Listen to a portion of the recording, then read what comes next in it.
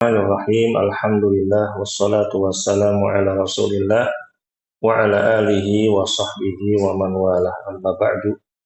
Bapak-bapak yang saya muliakan, malam ini kita jumpa lagi dan untuk pekan ini kita akan kembali melanjutkan jadwal pelajaran tajwid lengkap Asy-Syafi'i, buah karya dari Al-Ustadz Abu Ya'la Qurdaidi hafizahullah ta'ala.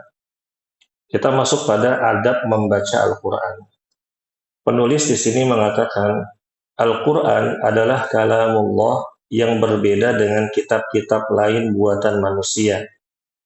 Oleh karena itu, membacanya pun harus mengikuti adab-adab yang diajarkan oleh Rasulullah Shallallahu Alaihi Wasallam.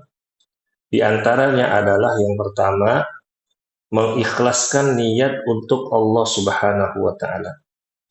Allah berfirman, Inna anzalna ilaikal kitaba bil haqqi fa'budillaha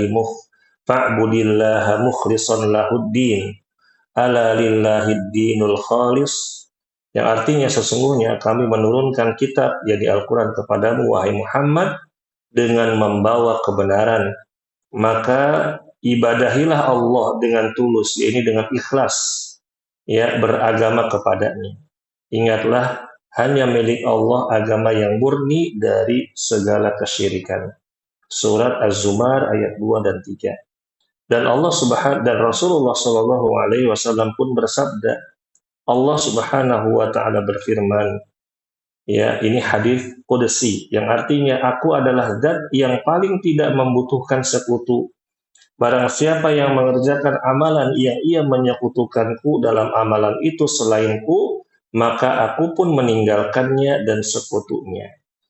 Al-Imam An-Nawawi rahimahullah berkata, hendaknya jangan berniat dengannya, yakni membaca Al-Quran, mengajarkan Al-Quran, ya, untuk mendapatkan dunia, baik yang berupa harta benda, kepemimpinan, kewibawaan, keunggulan di antara kawan-kawan, di antara pujian manusia, ataupun yang semisalnya.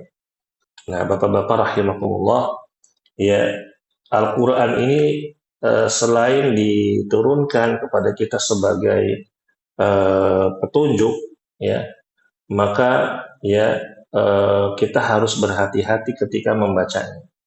Ya, jangan sampai kita ini ada niat selain beribadah. Misalkan niat biar dikatain atau dikata soleh sama teman, biar dikata kelihatan bertakwa sama orang lain, atau mungkin suaranya bagus jadi imam, ya, dia ingin mendapat pujian, wah si fulan suaranya bagus bisa ngikutin Syekh fulan, suaranya mirip kayak Syekh fulan, dan lain-lain. Ya, atau misalkan mengikuti lomba baca Quran MTQ, ya, atau lomba hafalan Quran. Tujuannya apa? Tujuannya semata-mata biar dapat hidayah, biar dapat hadiah. Atau ngajar ngaji, ngajar Quran, buka halaqah, ya, baik offline maupun online. Yang dikejar adalah fulus, yang dikejar adalah uang. Ini nggak boleh, ya, ini tidak boleh. Biasanya bapak-bapak rahimakumullah, orang-orang yang ketika mereka mengajar Quran semata-mata dia itu ngarepin dunia doang, itu biasanya nggak lama. Allah akan tenggelamkan dia. Ya, kalaupun misalkan bertahan lama, dia diistidroj sama Allah. Ya, kadang kita nggak bisa main-main. Ini firman Allah. Ngajarin firman Allah tujuannya semata-mata dunia, itu nggak lama. Dan orang yang ngajarin seperti ini nggak istiqomah, ilmunya nggak berkah, ya, dan lain-lain. Wallahu a'lam. Kemudian di sini penulis memberikan catatan terkait dengan keikhlasan dalam membaca Al-Quran. Terdapat beberapa hadis yang berisi teguran dan ancaman terhadap orang-orang, terutama para qori, yang menjadikan qiraatnya sebagai alat untuk berbangga-bangga di hadapan manusia atau untuk mencari kesenangan di dunia semata. Rasulullah Shallallahu Alaihi Wasallam bersabda, yang artinya, pelajarilah Al-Quran dan mintalah surga dengannya sebelum datangnya suatu kaum yang mempelajarinya untuk mencari dunia. Sesungguhnya Al-Quran dipelajari oleh orang karena 3 hal. Ini kata Rasulullah, Bapak-bapak. Yang pertama untuk berbangga-bangga dengannya, ya mencari makan dengannya dan membacanya karena Allah semata. Ya, nah, Bapak-bapak rahimakumullah, dari hadis ini kita ambil pelajaran. Kalau kita habis baca Quran, jangan lewatkan momen berdoa. Ya, jangan lewatkan kita berdoa kepada Allah, atau Bapak-bapak habis membaca ayat tentang surga, tentang pahala, tentang janji Allah akan kebaikan. Maka kita berdoa, ya Allah, anugerahkanlah kepadaku surga. Ya Allah, anugerahkanlah kepadaku derajat yang tinggi.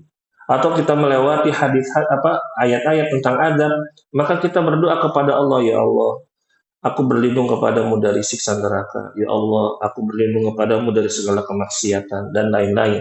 Berlindung dari keburukan. Atau misalkan habis baca Quran, Bapak tutup Qurannya, kemudian Bapak berdoa, ya Allah ya Rabb, sesungguhnya aku habis baca Quran. Aku punya masalah seperti ini dan begini dan begitu. Sesungguhnya aku bertawasul dengan amal soleh ini agar engkau memberikan jalan keluarnya. Nah, gitu Bapak-bapak. Ya.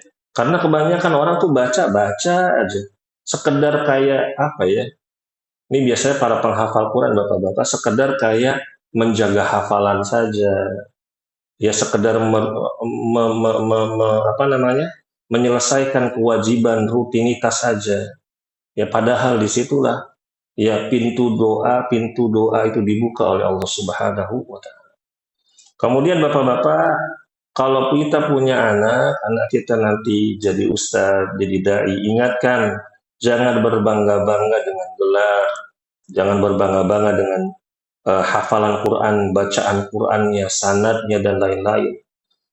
Atau ketika jadi guru ngaji diingatkan, nak, hati-hati, kamu ngajar Al-Quran. Jangan semata-mata ngajar Quran nyari fulus. Jangan ada orang gara-gara nggak bisa bayar, kamu nggak mau ngajar ngaji, nggak boleh. Ya, begitu. Banyak kaum muslimin itu ada kemauan mau belajar, tapi qadarullah dia dari sisi ekonomi nggak mampu, Bapak-bapak. Ya. Nah, bagi Bapak-bapak yang sudah dilapangkan, maka ikhlaskan uang yang dikeluarkan di jalan Allah. Ya, karena Allah akan menggantinya dengan berkali lipat. Kemudian Bapak-bapak rahimakumullah, hadis berikutnya, ya, Islam akan jaya atau menang sehingga para pedagang silih berganti berlayar di lautan dan pasukan berkuda dapat mengarunginya di jalan Allah. Kemudian muncullah suatu kaum yang membaca Al-Quran. Mereka berkata, siapakah yang bacaannya lebih hebat daripada kita? Siapakah yang lebih berilmu daripada kita? Siapakah yang lebih paham tentang Al-Quran daripada kita? Beliau pun berkata kepada para sahabatnya, apakah ada kebaikan pada diri kaum itu? Maka para sahabat Rasulullah menjawab, Allah dan Rasulnya lebih mengetahui. Maka beliau Shallallahu Alaihi Wasallam berkata, mereka berasal dari kalian, dari umat ini. Mereka adalah bahan bakar api neraka. Na'udzubillah. Nah, Bapak-bapak rahimakumullah, apabila kita membaca Quran, mempelajari Al-Quran bukan karena Allah, pertama-tama yang akan pasti terjadi itu Allah cabut istiqomah. Ya, ya Allah cabut istiqomah. Biasanya apa? Belajarnya nggak lama. Biasanya belajarnya nggak lama. Kenapa? Dia belajar bukan karena Allah. Belajar bukan karena keikhlasan, karena ada yang dikejar. Ya, begitu. Ada yang mungkin ada di antara mereka yang biar, wah saya belajar sama Syekh Fulan, biar dikatain murid Fulan. Saya belajar sama Ustadz Fulan, biar saya ini dikata muridnya Ustadz Fulan. Ini tidak bagus. Kemudian Rasulullah Shallallahu Alaihi Wasallam bersabda, "Aktsaru munafiqi ummati qurra'uha." Na'udzubillah ya Allah. Kebanyakan orang-orang munafik dari kalangan umatku adalah para qori'nya, para pembaca Quran, orang yang suka ngajarin ngaji. Lisannya dia nyuruh orang berbuat baik, tapi amalannya menyelisih apa yang dia katakan. Allah berfirman, ya ayyuhalladzina amanu kabura maqtan 'inda Ya ayyuhalladzina amanu lima taquluna ma la taf'alun. Wahai orang-orang yang beriman, ya lima taqul, kenapa kamu katakan sesuatu yang engkau enggak kerjakan? Kabura maqatan indallah, dan itu adalah sesuatu yang sangat besar perkaranya bagi Allah Subhanahu wa taala. Ya. Jadi Bapak-bapak rahimakumullah, hendaknya seorang pembaca Quran itu selaras dengan amal solehnya. Semakin rajin baca Quran, semakin lurus akhlaknya, semakin baik akhlaknya, semakin bagus muamalahnya kepada Allah dan sesama manusia. Kemudian Bapak-bapak rahimakumullah, penulis di sini mengatakan inilah beberapa hadis seputar peringatan keras terhadap manusia yang menjadikan Al-Quran sebagai wasilah atau sarana untuk mendapatkan kesenangan duniawi, atau terhadap orang yang menjadikan Al-Quran sebagai alat untuk berbangga-bangga dengan pengetahuannya tentang ilmu qiraah atau tajwid dan tahsinnya, serta menganggap orang lain lebih bodoh. Ya, di antara mereka ada yang berkata, akulah orang yang lebih pintar, akulah orang yang lebih bagus bacaannya, akulah orang yang lebih paham tentang Al-Quran, akulah yang lebih bagus makhrajnya daripada yang lainnya. Si fulan makhrajnya kurang, si fulan makhrajnya jelek, ya, nggak punya sanad dan lain-lain. Dan perkataan-perkataan sejenis yang menunjukkan pembanggaan diri dan mencerminkan kesombongan serta perendahan diri orang lain. Wal'iyadzubillah. Nah, Bapak-bapak rahimakumullah, dulu ada permasalahan yang dibahas oleh para ulama, khususnya di Indonesia. Ini tentang MTQ. Dulu itu Pak, Bapak-bapak tahun 70-an, 80-an, 90-an, MTQ itu luar biasa. Jadi Bapak-bapak mungkin pernah dengar ada orang yang baca Quran yang meliuk-liuk gitu ya, suaranya sampai tinggi. Nah, itu para ulama menegaskan itu adalah bid'ah di dalam membaca Al-Quran. Itu tidak boleh. Kenapa? Karena sudah keluar dari kemukjizatannya. Tajwid Al-Quran itu mukjizat, Bapak-bapak. Bukan hukum baru, bukan hukum yang diada-adakan sama manusia, tidak. Itu tajwid dalam membaca Al-Quran itu adalah mukjizatnya. Salah satu mukjizat Al-Quran dibaca dengan tajwid. Nah, kalau ada orang membaca Al-Quran secara berlebihan, maka dia sudah keluar dari jalan wahyu. Dia sudah melakukan kebid'ahan. Makanya Bapak-bapak rahimakumullah, ada beberapa tahun yang lalu lagi viral, ada yang viral ya. Ada seorang lagi baca MTQ gitu, nadanya tinggi, akhirnya dia pingsan. Ya, ini namanya takalluf. Sedangkan Imam Ibnul Jazari rahimahullahu taala ya mengatakan di dalam manzumah Jazariyah, bil lutfi fin nutqi bila ta'assufi, dan bacalah Al-Quran dengan penuh kelembutan dan jangan memberatkan diri. Ini berlebih-lebihan. Dalam tajwid itu tidak boleh. Ya. Kemudian adab yang kedua, Bapak-bapak, adalah suci dari hadas besar dan hadas kecil. Hadas besar itu junub, haid, ya, atau nifas, ya. Tapi kalau wanita haid atau nifas, ini ada khilaf di kalangan para ulama. Tapi kalau junub mutlak nggak boleh. Jangankan nyentuh, baca aja nggak boleh. Ya, atau hadas kecil itu apa Pak? Habis BAB, BAK, habis buang angin, itu namanya hadas kecil. Dari Al-Muhajir bin Qunfud, beliau berkata bahwasannya dia mendatangi Nabi Shallallahu Alaihi Wasallam dalam keadaan habis buang air kecil, bukan sedang buang air kecil. Ini salah tulis kayaknya Bapak-bapak. Kan nggak mungkin ada sahabat datang kepada Nabi sambil buang air kecil. Salah tulis ini. Ya, setelah habis buang air kecil. Kemudian dia mengucapkan salam kepada Rasulullah, tetapi Rasulullah enggak menjawabnya. Ya, begitu. Ya, lantas beliau menjelaskan tetapi beliau tidak menjawab salamnya sampai selesai berwudu, ya. Lantas beliau menjelaskan uzurnya seraya berkata, "Inni karihtu an adhkurallaha azza wa jalla illa ala tuhrin aw qala ala taharatin." Sesungguhnya aku tidak suka menyebut nama Allah atau berzikir kepada Allah melainkan dalam keadaan suci. Perhatikanlah bagaimana Rasulullah Shallallahu Alaihi Wasallam tidak suka berzikir kepada Allah dalam keadaan tidak suci. Maka dalam membaca Al-Quranul Karim, hal tersebut lebih ditekankan. Tetapi jika seseorang membaca Al-Quran dalam keadaan berhadas, tetap diperbolehkan, namun kurang afdol. Ya, kurang, dia tidak mendapatkan keutamaan dalam suci dari hadas ketika membaca Al-Quran. Al-Imam An-Nawawi rahimahullah mengatakan apabila seseorang membaca dalam keadaan berhadas, maka itu dibolehkan menurut ijma atau kesepakatan kaum muslimin. Hadis-hadis tentangnya banyak dan masyhur.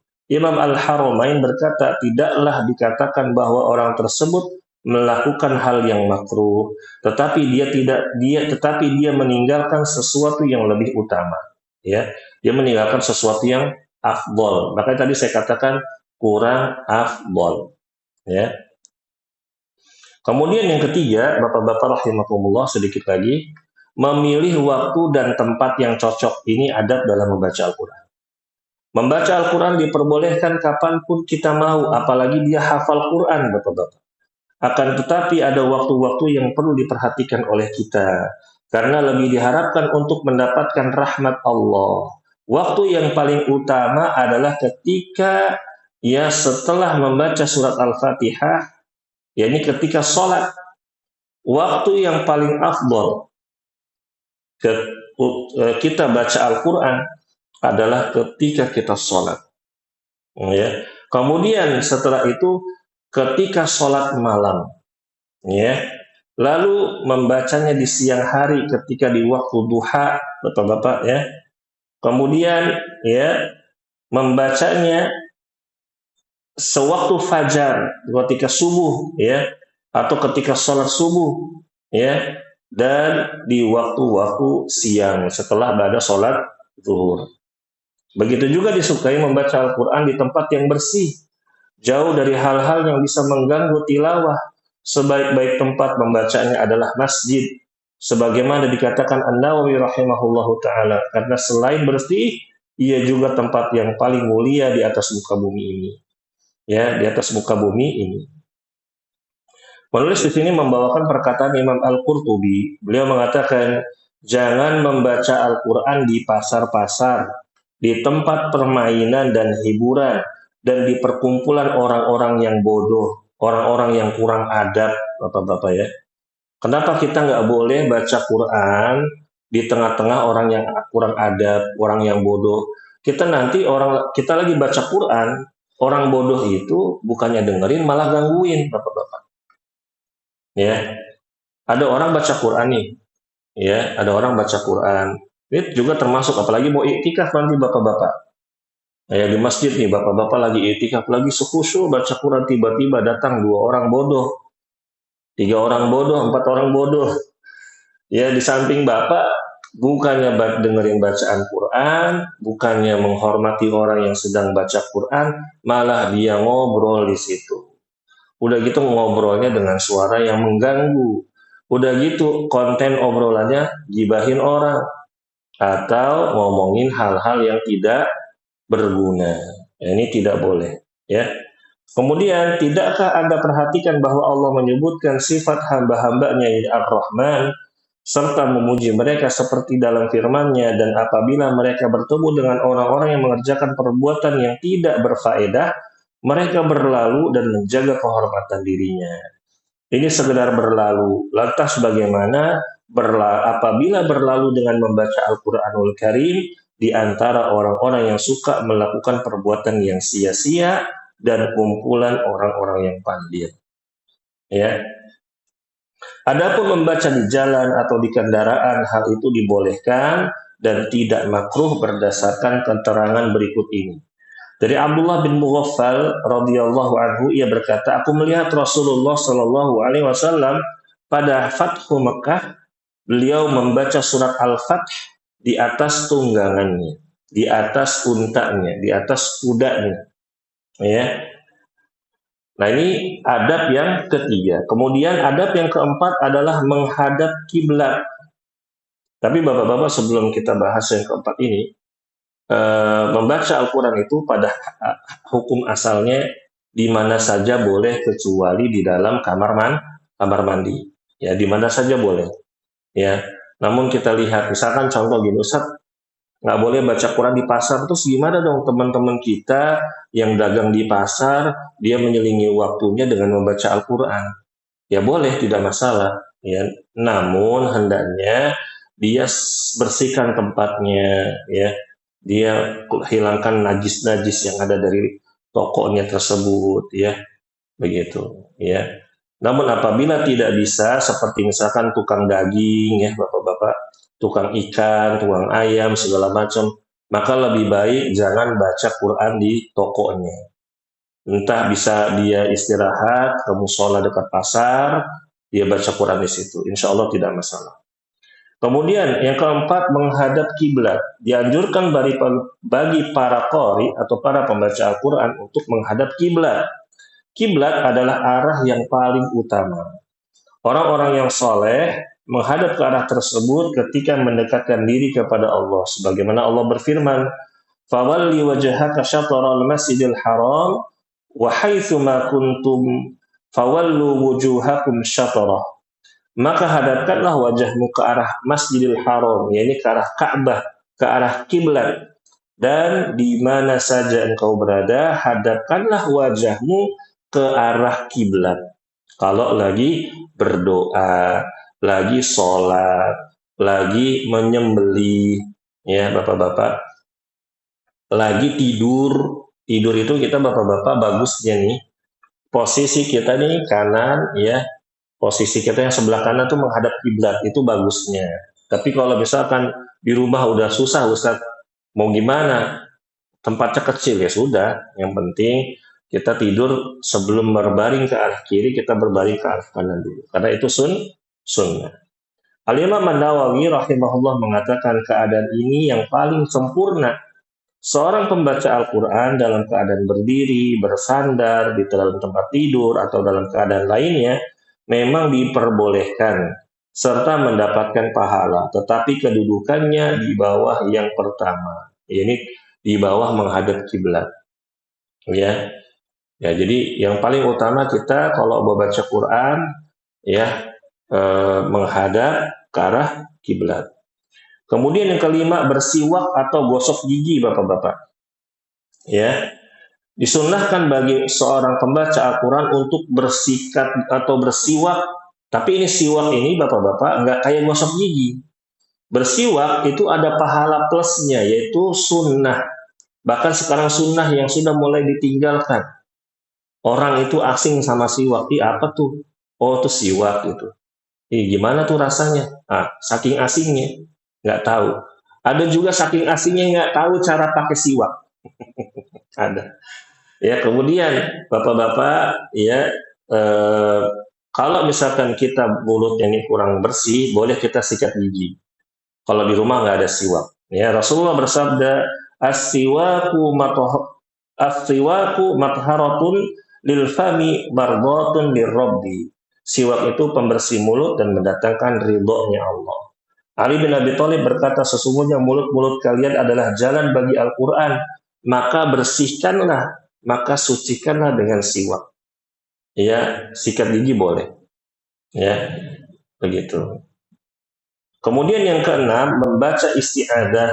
Disyariatkan bagi qari membaca isti'adah sebelum melakukan tilawah sebagai bentuk pengamalan firman Allah, fa idza qara'tal qur'ana fasta'id billahi minasyaitonir rajim. Membaca isti'adah ini hukumnya sunnah muakkadah. Ya, bapak-bapak, sunnah muakkadah. Ya. Maka apabila engkau wahai Muhammad hendak membaca Al-Qur'an, beristi'adzahlah kepada Allah, mohon pertolonganlah, mohon perlindunganlah kepada Allah minasyaitonir rajim, dari syaitan yang terkutuk, ya. Wallahu a'lam bissawab. Inilah bapak-bapak 6 adab dalam membaca Al-Qur'an. Yang pertama tadi apa, bapak-bapak? Yang pertama adalah ikhlas karena Allah Subhanahu wa taala, ya. Ya. Ikhlas karena Allah Subhanahu wa taala. Yang kedua adalah suci, ya. Suci maksudnya apa? Dalam keadaan berwudu, ya. Tadi bapak-bapak saya sebutkan dalam keadaan haid atau nifas perempuan tetap boleh baca Quran. Saya mengikuti pendapat seorang perempuan, dia boleh baca Quran, dia boleh menyentuh Al-Quran. Namun kalau di rumahnya ada Al-Quran modelnya HP atau tablet, maka lebih baik dia itu menggunakan HP atau tabletnya, ya, agar keluar dari khilaf para ulama. Kemudian yang ketiga, memilih waktu tempat yang cocok. Dan yang keempat, menghadap kiblat. Ya, yang kelima, bersiwak, dan yang keenam, membaca isti'adzah. Di antara adab ketika membaca Al-Quran tadi, setelah baca Quran ngapain Bapak-bapak? Habis baca Quran ngapain? Ngopi. Ayo Bapak-bapak, habis baca Quran ngapain? Doa, Ustadz. Berdoa, sahih ya. Berdoa, kita doa sama Allah Subhanahu wa ta'ala. Ini ngomong-ngomong siapa aja yang udah hadir? Pak Edo, Pak Dimas, Pak Agus, Pak Ardi, Pak Danang. Oke. Kita lanjutkan Bapak-bapak pada sesi yang kedua. Ya.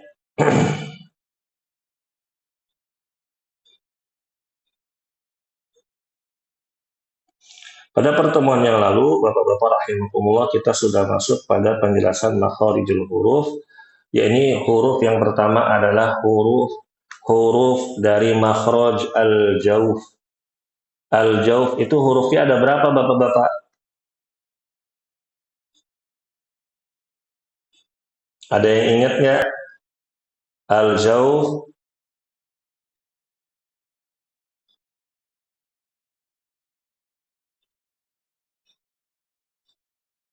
Al-jauf itu hurufnya ada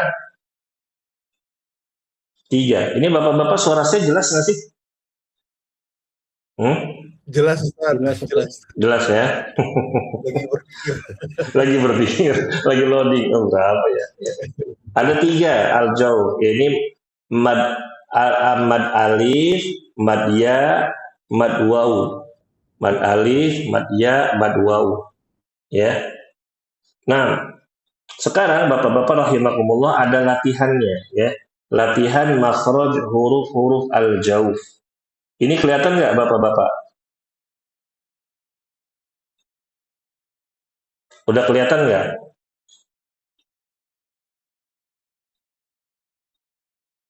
Kelihatan ya? Kita baca. Pak Agus dulu dah. Pak Agus silakan dibaca dari qala jaa iyyaka ya ayyuha daru, tapi sambil ditutup hidungnya. Kenapa harus ditutup hidungnya? Karena agar sempurna dalam melafalkan makhraj al-jaufnya. Karena ketika membaca huruf-huruf maddiyah, huruf-huruf mad nggak boleh nyangkut di rongga hidung. Rongga hidung itu makhraj tersendiri, yaitu al-khayshum. Monggo Pak Agus dibaca. Nah, sampai C apa saya cuma sampai rahimun, tapi sambil ditutup hidungnya.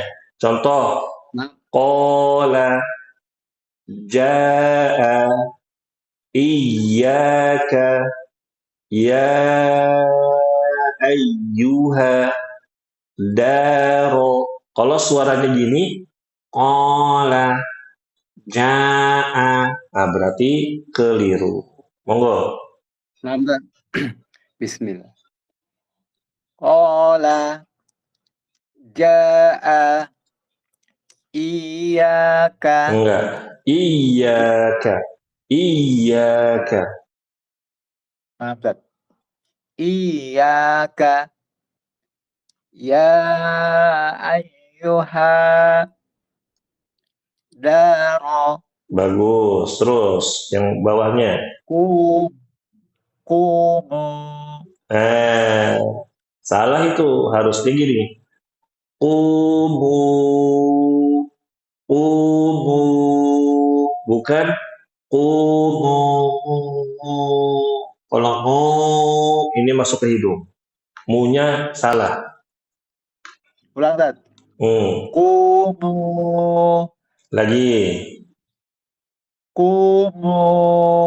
Bagus, mendingan lah dibanding tadi. Terus.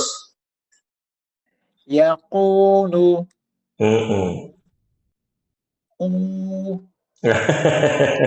Itu masuk ke hidung semua itu. Enggak. Bukan. Ada ya. Bukan. Nah, betul. Tasumuna.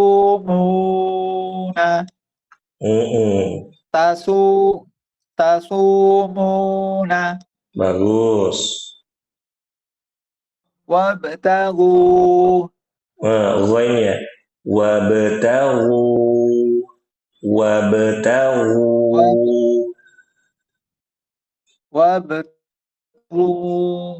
Lagi.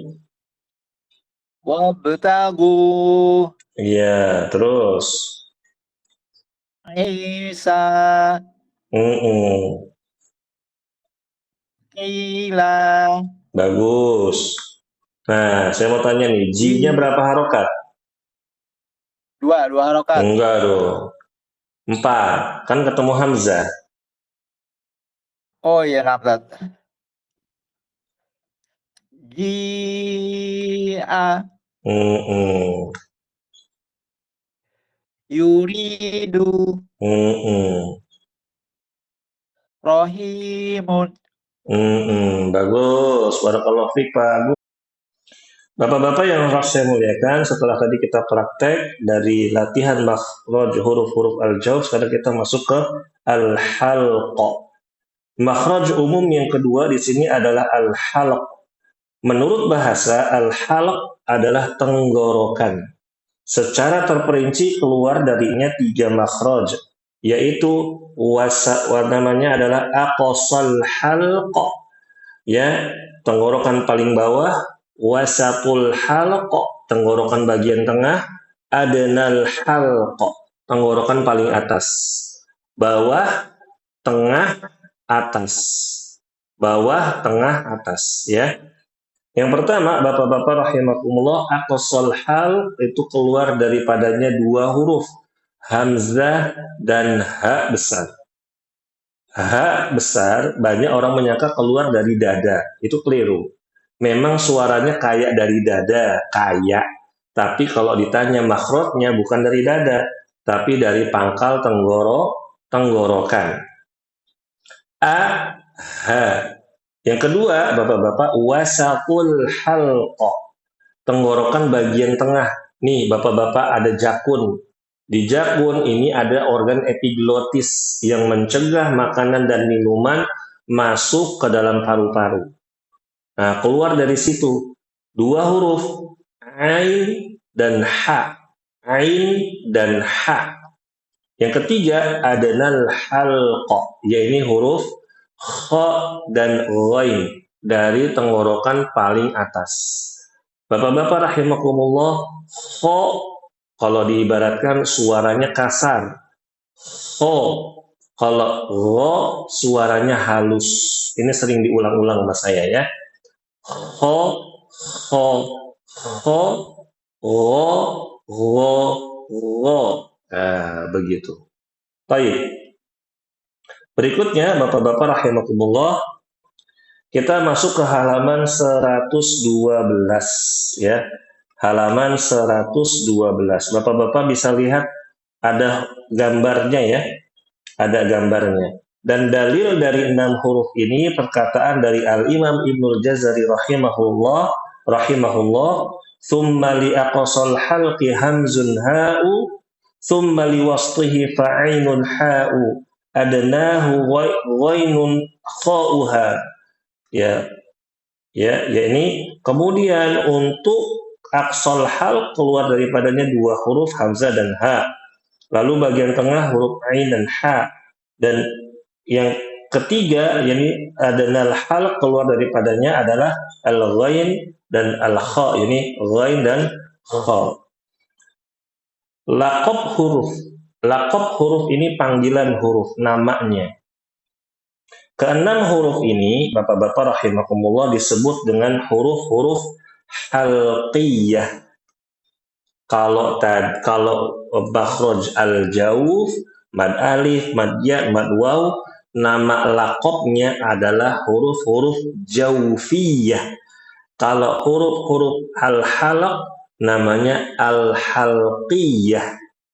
Ya, halqiyah yang artinya huruf-huruf tenggorokan. Ya, karena keluar dari bagian organ tenggorokan. Seperti itu, Bapak-bapak rahimakumullah. Nah, Bapak-bapak, di sini ada latihan huruf-huruf al-jawf dan juga latihan huruf-huruf aqsal halaq, ya. Nah, insyaallah untuk latihannya kita baca pada pertemuan berikutnya, ya. Ini Bapak-bapak sebenarnya ada tabel-tabelnya, ya. Ada kolom-kolomnya, tapi ketika di foto sama saya nggak tegas gitu ya. Tapi kayaknya kalau di buku Bapak-bapak lebih jelas lagi. Ya. Baik, Bapak-bapak rahimakumullah, hari ini kita cukupkan dulu ya perjumpaan kita. Mudah-mudahan Bapak-bapak semakin semangat belajarnya ya. Karena semakin bagus bacaannya, ya, dan semoga Allah Subhanahu wa taala berikan kepada kita kesabaran dan keistiqomahan, ya. Bagi Bapak-bapak yang mungkin ada yang terlewat, seperti biasa pelajaran kita direkam. Jadi apabila mungkin ada yang catatannya terlewat, bisa disaksikan di rekamannya. Ya, demikian. Sampai sini Bapak-bapak ada pertanyaan mengenai pelajaran kita, Bapak-bapak? Atau terkait adab-adab membaca Al-Quran?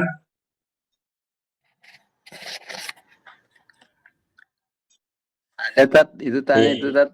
Iya Pak Agus, bagaimana?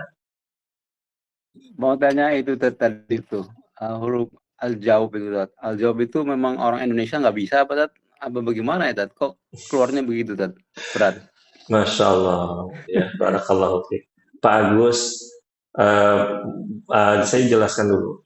Bukan hanya orang Indonesia, Pak. Orang Arab sendiri yang dialeknya itu agak, mohon maaf, agak mindeng, yang dialognya itu memang agak mindeng, itu tuh susah, Pak. Contohnya, yang masih termasuk Timur Tengah itu Irak sama Iran.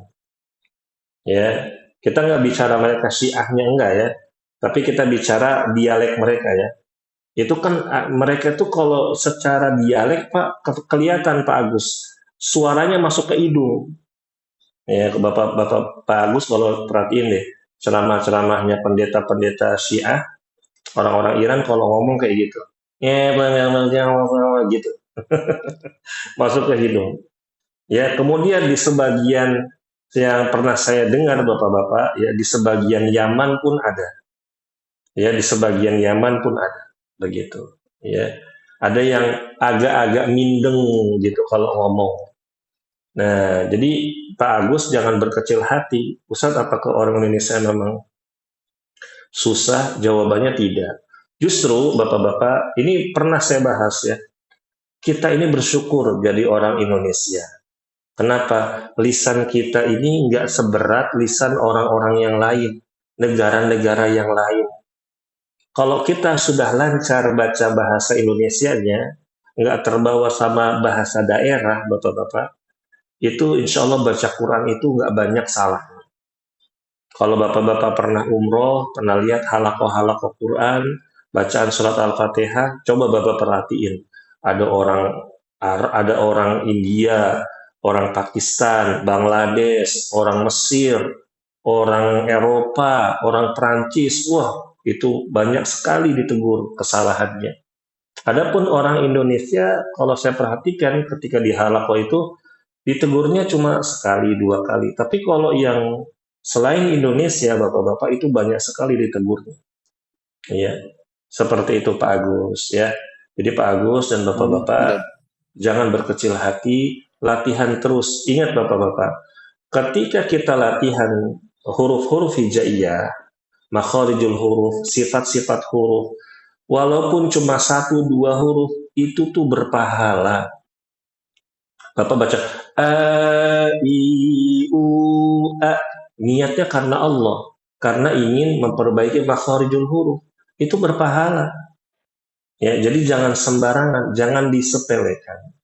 Latihan, ya, latihan terus, bapak-bapak rahimakumullah, agar kita sampai nanti pulang menghadap Allah kita punya hujjah. Ya, ditanya, kamu dulu gimana baca Qurannya? Kok hurufnya begini? Ya Allah, saya sudah latihan terus ngaji sama Ustadz Vicky udah bertahun-tahun. Tapi ya, qadarullah wa masyafa'ala, nggak sampai-sampai. Mohon ampuni aku ya Allah. Dan Allah itu maha pengampun. Ya, Allah itu maha pengampun, bapak-bapak. Itulah jadi hujah kita. Itu hujah kita. Hujah yang paling kuat di sisi Allah adalah seorang hujahnya seorang mukmin, seorang muslim. Ya, wallahu a'lam bishawab, bapak-bapak. Semoga apa yang kita pelajari Allah berkahi ilmunya, Allah ikhlaskan hati kita, Allah ikhlaskan gurunya nih, pengajarnya. Ya, jangan semata-mata mengharapkan dunia. Dan juga bapak-bapak rahimakumullah, ya senantiasa diberikan kesabaran dan keistiqomahan. Ingat bapak-bapak, kalau di rumah ada anak, ada cucu, ajarin. Ya, nggak apa-apa sambil main. Walaupun hafalan Qur'annya banyakkan mereka, ajarin. Ya, gitu. Tentu dengan sayang, dengan lemah lembut. Jangan diserahkan semuanya ke gurunya di sekolah atau gurunya di TPA. Kita tutup, subhanakallahumma wa bihamdik, asyhadu an la ilaha illa anta, astaghfiruka wa atubu ilaik. Wassalamualaikum warahmatullahi wabarakatuh.